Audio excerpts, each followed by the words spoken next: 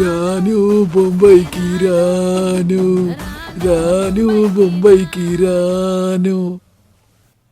అమ్మా, రోజూ అర్ధరాత్రి అవ్వగానే మనకి గోల ఏంటమ్మా? ఎన్నిసార్లు అడిగినా నువ్వు ఏంటని ఈ కర్ణ కఠోరమైన చప్పుడు ఎక్కడి నుంచి వస్తుందని చెప్పడం లేదు. నువ్వు ఈరోజు చెప్పలేదంటే ఆ చప్పుడు ఎక్కడి నుంచి వస్తుందో నేనక్కడికి వెళ్ళి తీరుతాను. ఈ కర్ణ కఠోరమైన ఈ గానాన్ని రోజూ తట్టుకోలేకపోతున్నానమ్మా. ఇంతకీ ఆ విచిత్ర గానం ఎవరిదో చెప్పమ్మా. పింకీ, నువ్వు పుట్టక ముందు పక్కూరిలో ఒక సంగీత మాస్టర్ ఉండేది. ఆవిడికి సంగీతం అంటే చాలా ఇష్టం. కానీ ఈ ఊరిలో ఎవరూ కూడా ఆమె సంగీతాన్ని వినేవారు కాదు. ఆమె దగ్గర సంగీతం నేర్చుకోవడానికి ఇష్టపడేవారు కాదు.